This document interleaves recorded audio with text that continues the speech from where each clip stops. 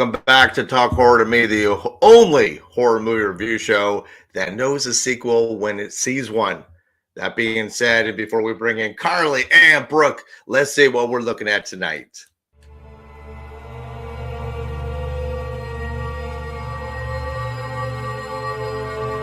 Tonight we review Split. Split is a 2016 American psychological thriller film written, directed, and produced by M. Night Shyamalan. This film stars James McAvoy, Anya Taylor-Joy, and Betty Buckley. This film is the second in the Unbreakable Trilogy. In Split, though Kevin has evidenced 23 personalities to his trusted psychiatrist Dr. Fletcher, there remains one still submerged who is set to materialize and dominate all of the others. Compelled to abduct 3 teenage girls led by the willful, observant Casey, Kevin reaches a war for survival among all of those contained within him, as well as everyone around him, as the walls between his compartments shatter.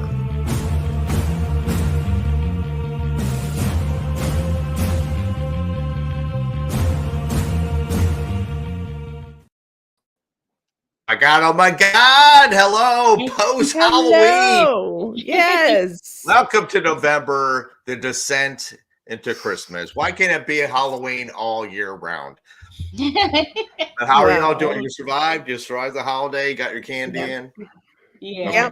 Okay. Got 2 bowls full of candy here because we got no trick-or-treaters. So. That's good for you. That's like, oh, num, num, num, num, num. Sometimes we get the candy and then we just start eating it ahead of time going, listen, ain't nobody's coming. We'll just keep our lights off. And then, but anyway, ladies, who picked this film? I did. I did. What is your obsession? What is going on? Oh my God. Well, it's part of the Unbreakable series, etc. And it just I saw this one before I'd seen Unbreakable. I saw this years ago at my friend's house and absolutely fell in love with this movie. Even though it's got really gross parts, but yay. The gross parts. What gross parts? I'm check my notes. I don't remember any gross parts. Well, he's eating the beast. That's fine. That's fine. Well, that's fine because you like Terrifier, so you do. My palate for horrors is a little bit different than yours. Yes, it is. But Carly, who do you want to talk about this film? Go for it, you. Me? What? Yeah. We got something that prepared. Here we go. There I am. Hi.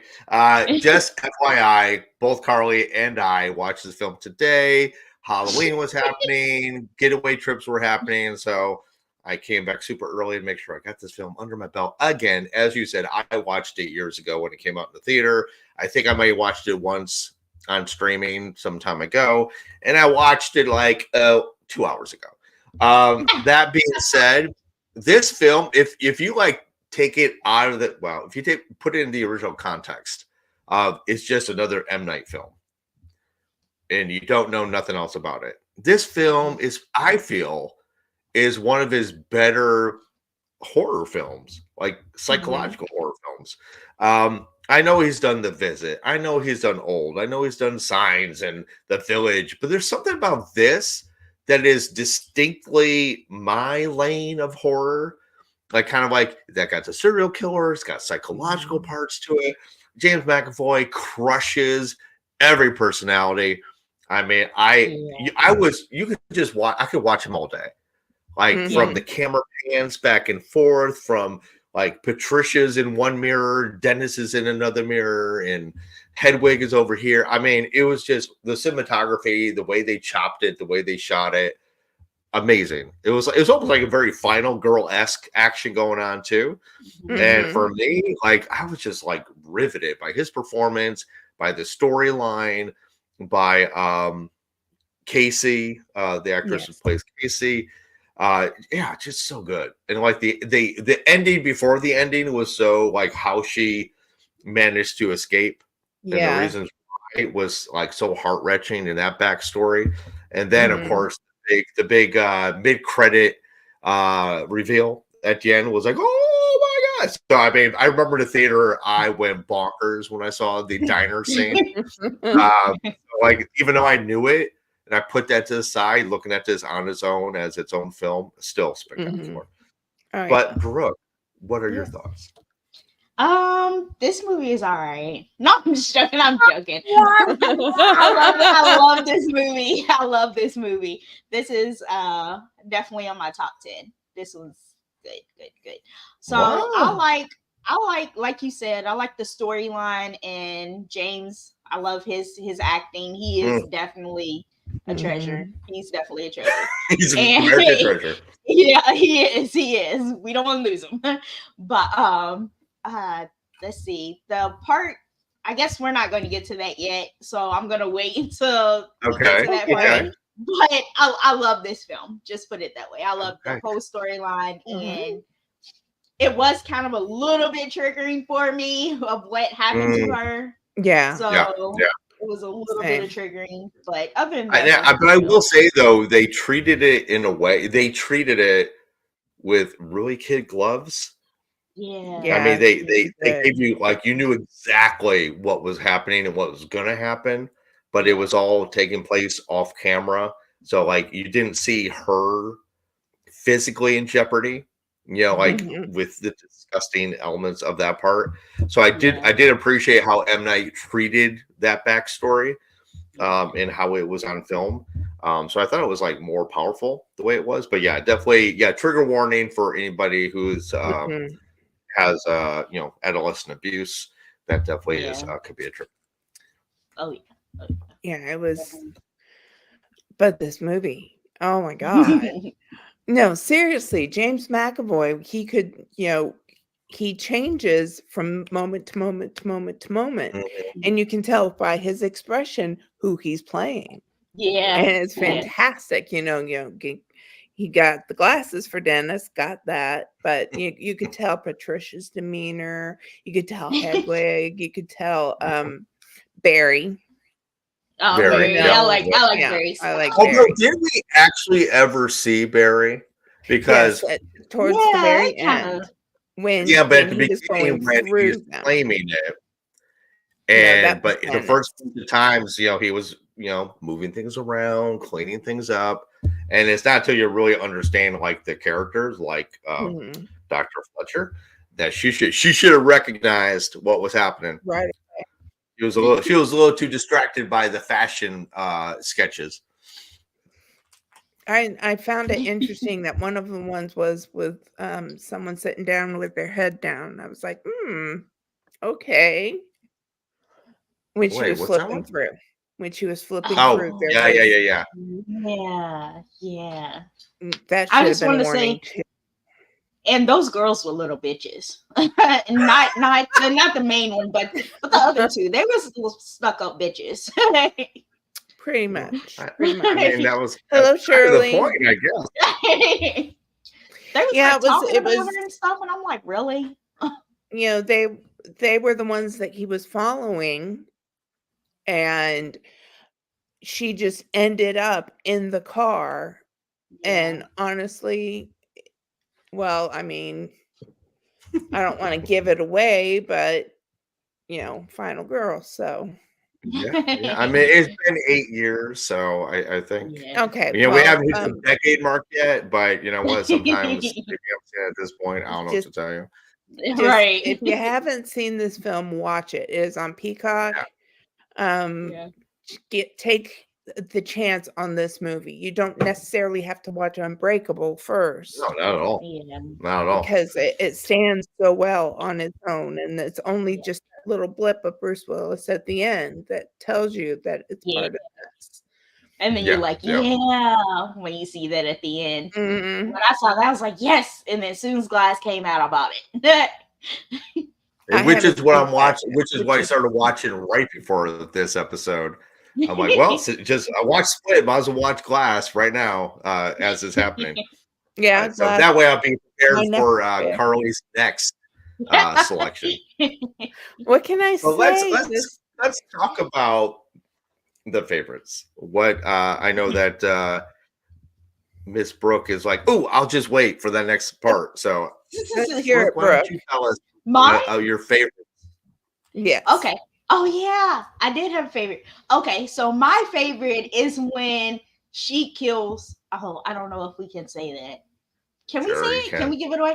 Okay, so when Sure. she kills her uncle, that's my favorite part. When she kills her uncle, like, I'm sorry. She Which didn't kill her version of the? uncle. Do you have the unrated version? Because that did not happen. Well, when she was holding the gun up there, she didn't kill him. she didn't He kill got him. the gun. No, he got the gun away from her and ended up being her guardian because her dad died of a heart attack. Oh And at the man, I very thought she killed him. end, I think we all the wanted police her to. officer leaning in there and saying, "Your uncle's here, your uncle's here." And I really think she should be told. Yeah, she did Oh, because you think she told? obviously in the next film, she's already at a foster home.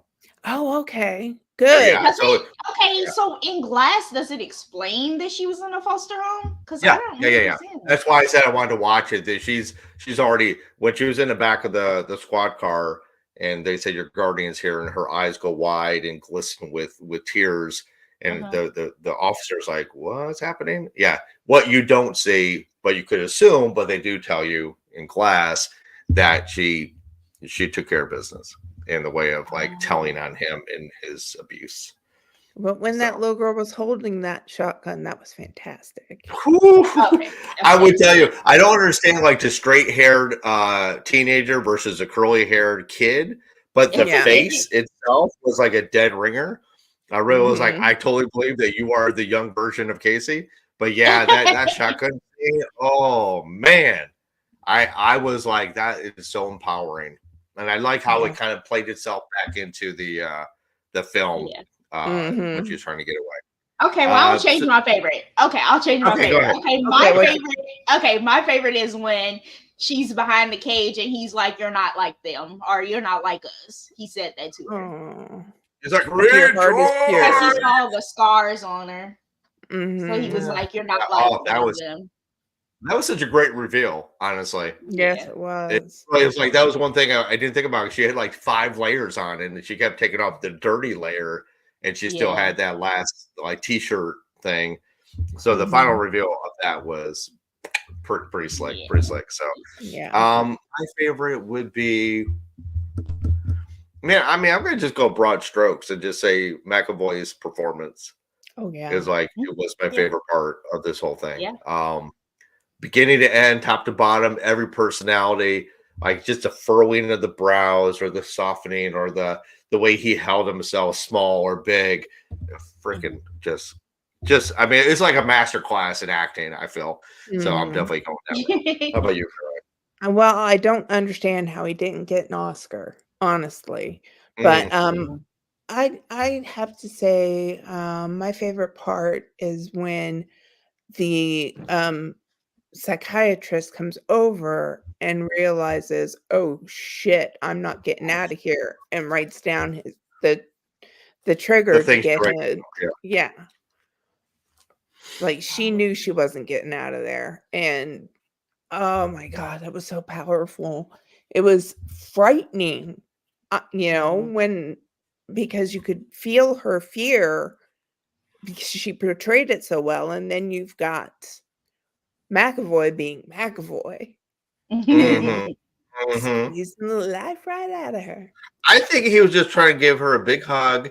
But he's like, "You're my favorite psychiatrist, and I just love you to death." And unfortunately, death is what occurred. And sometimes it's literal. That's all I'm saying. With that being said, let's move on to pros and cons. So, Carly, we're going to let you start because this is your film. Give us a pro, give us a con. Pro is James McAvoy. Period. End subject. And the con is, I'm trying to think because I can't think of anything that I did not like about this movie. Okay. All right. I mean, okay. I will go next. I'll let Brooks stew a little bit and think of something. Yeah, the pro McAvoy, but you said that. So I'm going to say the tone of the film. Yeah.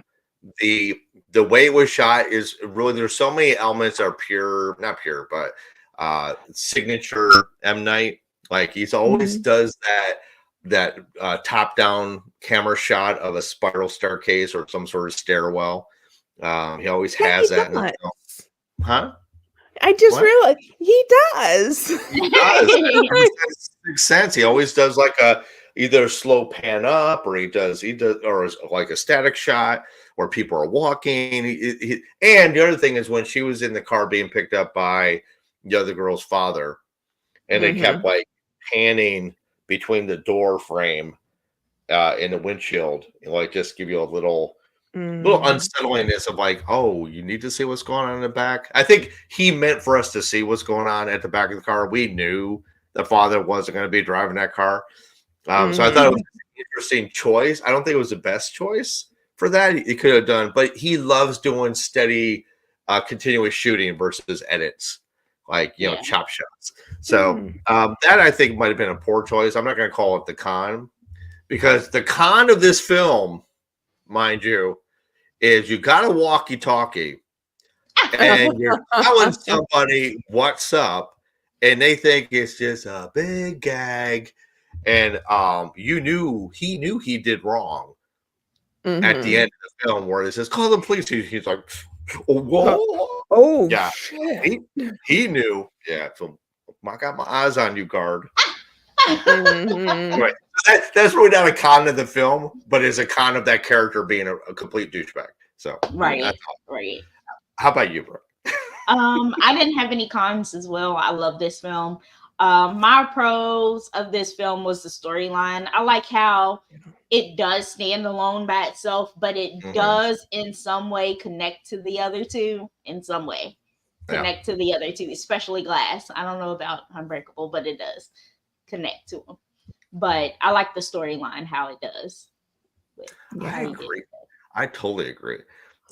This definitely is a standalone. I think that was a brilliance. I was doing some research, and they were saying it was one of the only sneak prequels, like a stealth prequel or a stealth sequel. Like you didn't know it was a sequel until you like at the end of the film. I mean, I don't know how many movies we see like, oh, I didn't know that was part of the. No, I've never seen a sequel prequel that I didn't know going in what it was for. So the fact that, I mean, I guess that was kind of a triumph of M. Night, right? Where he was like, you know what? Everybody expects a twist, so I'll give you one. But in reality, he gave us 3. He gave us David Dunn in a diner. That's alliteration aside. He gave us the shirt reveal, which changed the entire complexion of the chase. And then he gave us a movie we didn't realize was a sequel until the very end. So fantastic. Yeah. He did. Yeah, right. So before, what should we do now? You know what? I think we should just go ahead and rate this. All right. And Carly, why don't you tell us who you want to go first? Why don't you go first? Well, I don't want to go first because you stole mine like 20 minutes ago. But I'm going to keep doing it anyway. I'm going to do it anyway because I came in because I think the Hedwig was so fucking hilarious every time he said it. I give this film 5 out of 5, etc. Because every time he says it, I just couldn't stop. I couldn't keep it. It was so funny. He did it with the list too, etc. We were saying it. Me and my friends were saying that all the next day. Oh, really? Oh, I could totally see that. I mean, if I really want to like kind of like play into Hedwig some more, that kiss that I think we're all like, oh, this is gonna be gross. I mean, it was just like so dead fish. Like it's like I'm just slapping my lips into your face and like, kiss you. So, I mean, I thought that was actually pretty funny too because I think it could have been a lot less dignified. It was pretty undignified, but it's like, dude, this kid is a 9-year-old. You don't know how to do anything. So I kind of enjoyed that too. That was super awkward. How about you, Brooke? I'm gonna rate it a 5. So I don't remember if they said this or if I made this up, but it wasn't me. It was Patricia. I still like that line. Yes. I don't know if they said it in there, but I don't know. But I like that one. So I give it a 5. You have 5, 2 5s. Carly, are you gonna bring with another 5 or are you gonna like talk tradition and peer pressure? It is definitely a 5, a solid Okay. 5. Mhm. You took mine, so Well, you shouldn't have given it away so early in the episode. etc. 5 out of 5. Bear hugs. Oh, Okay. they were lovely. I'm trying to think. It's like they were so distinctive. There wasn't really anything I could really pin to. I have a Yeah. question for you though. Like there Mhm. wasn't anything so distinctive you could decode it and like, oh yeah, that's exactly for this movie. How many shotgun shells did she manage to get into the shotgun? 1, 2, 3, 4, 4, 5, I want to 4. say 4. I saw her pump in 2 before she got grabbed in the leg and her leg started getting chomped on. Then she gets away, and then I thought she And put she 2 had 2 more in. more. Yeah, she did. Yeah, yeah. It was like I don't. It just seemed like weird. It was one of those things where like, okay, how many did she shoot? Did she shoot all 4? Did she have enough? Why did it click? I didn't really get deep into it, but I was like, I don't know. I hope she had more in. We wanted her so badly to survive. Yes. And do you remember? She got it right away what was going on. Yeah. Oh, I like, oh, your 6 months of whatever at the mall is gonna like save us from this serial killer. Oh yeah, taekwondo or something Yeah, like that. That was fantastic. Although, she was like. It's funny because I didn't hear it the right thing when I think it was Dennis. Yeah, he grabs the girl and she gets away, and then she goes face to face with Katie, and Katie says, like, pee on yourself. Pee on Because like the yourself. first time I heard it, I'm like, is that what she said? It's like, did she say something else? I missed that. I'm like, and then when the girl came back, He's Dennis is a OCD neat freak. and neat Because freak. Yep. Dennis is a neat freak and a clean Yeah. freak, so it would have. Which I loved his action when he came back in the room. It's like, yeah, he was like so disgusted by it. I thought Change that your was clothes. Take off your clothes. Yeah, I loved it. Yes. Well, we're winding down, so I'm gonna like keep chatting here. What, Okay. Carly? What would you say about this film? Like, we all gave it 5 stars, so obviously Yes, we everybody in did. the world needs to see this film or find this Yes. film or rewatch this film. Seriously. I know, right? But go ahead. It just even aside from his performance, when her performance as Casey was Mhm. also phenomenal. Yeah. When because she caught on to his OCD right away, then she caught on to the multiple personalities right away, and she knew what to do, what to say, how to do it. But at the end, when she thinks she's going to die and those big old tears are running down her face, I was like, oh, Yeah, that was fantastic. She did such a good job. Yeah, and I felt She gets bad for outshined by McAvoy, but I don't. You know what? I think even though his was like so diverse and had so many layers, I think hers was so commanding from her own perspective. I really think they were a perfect match. The one thing, which is unfortunately Betty Buckley, was like is constantly overshadowed by their 2 performances. The one thing that really broke my heart, other than the T-shirt reveal, was when Kevin finally came back, and he says the last thing he was being on the bus in 2014. Oof. And even his childhood trauma with mom under the bed with a freaking clothes hanger hook. Oh my god! Oh. I can see why he had 23 personalities, because he needed all the help he could get. For sure. So was the Beast invincible? Like whenever she shot him, like he was invincible. Like you can't kill him. Well, at the very end of the film, like they're in like some weird warehousey place, and Patricia, Dennis, and Hedwig are talking in the mirrors, and like, look, like none of the fragments went through. Like we do have a hide, like a rhinoceros kind of thing. So it bruised him. You saw it in the movie intro, and then when Dr. Fletcher was trying to stab him, the blade broke. Oh yeah. So I really mean, think, Yeah, I mean, is he bulletproof? I mean, he definitely took some damage, but it didn't take him It's down. going to be like a supernatural thing, I believe. Just like Glass has its own, and Unbreakable, obviously. So I think this one is also diving in, dipping its toe into. Right.